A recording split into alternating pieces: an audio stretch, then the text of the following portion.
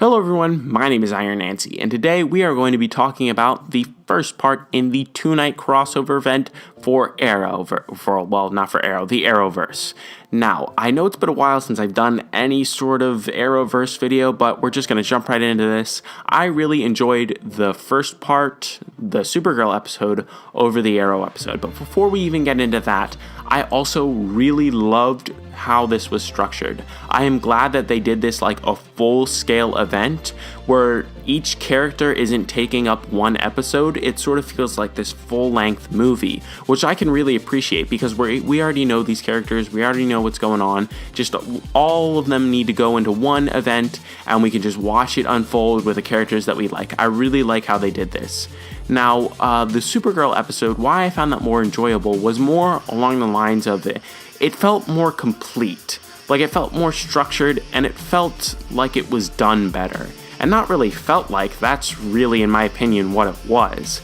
The pacing, the structure, the action, the suspense, the reveals, the hype, it was all done really, really well in the first episode. And I can actually really appreciate that, because in the second episode, the Arrow episode, it really sort of fell flat for me, but before that, we need to get to the reveal that I really enjoyed. Tommy Merlin, the actor for Tommy Merlin, came back just for this one episode, and his scene with Oliver fell completely flat. Like, the emotion there for Oliver wasn't there, right? Tommy, I feel like the actor who played Tommy Merlin put everything out on the table, at least when he was trying to convince Oliver, and I feel like Oliver gave nothing back. Maybe that's just because all of his experience, but after 5 years of not seeing your dead best friend, I feel like him coming back would be one of the greatest shocks of all time. But it was sort of just played off like, oh, Tommy's back and he's evil and now he's dead. But anyways, that's one of the only complaints that I had about the Supergirl episode, is that Tommy reveal was pitiful. I had no idea that Tommy was actually going to be there, but I mean, it would have been better if it was probably Adrian Chase, because they did nothing with the emotion.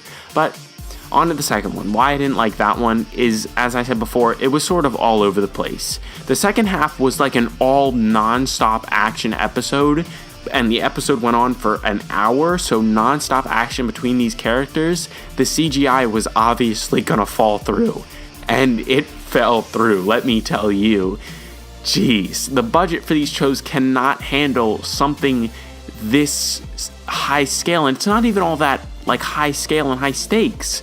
It's really just so many things are happening at the same time. Now, the fight choreography was amazing in this. The way that the redheaded girl from Supergirl, I can't remember, Supergirl's sister and Sarah were fighting, and Oliver was fighting as well. They were all fighting the Nazis. That was awesome. But Firestorm, he looked shoddy. The Supergirl, her CGI was also terrible. The Flashes, we didn't even see the Flash in like full CGI mode. That one was just like red streaks going all over the place. But actually, I need to cut back to Supergirl because I forgot one thing. We got King Shark. Yeah, I thought I would just throw that in because that's what they did with King Shark. They kind of just threw him in there. How did he escape from Margus? I don't know. But, you know, we got him. That was pretty cool. Nice to see him for a little bit in a CGI street.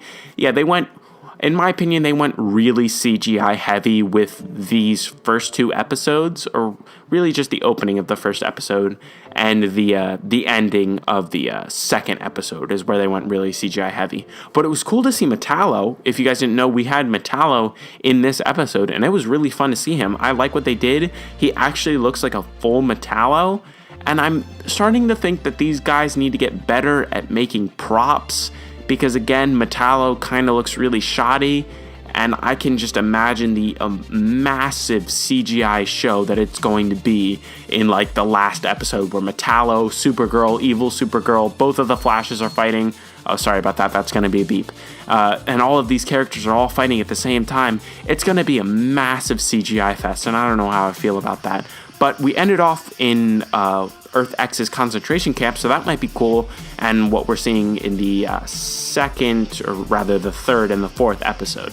But that was really my sort of post-reaction to the whole thing. Let me know what you guys think in the comment section below. Sorry about the beep. Those, if you know anything about this channel, you'll know that those beefs just occasionally happen. But thank you all for watching, and I will see you all in the next video. Peace out.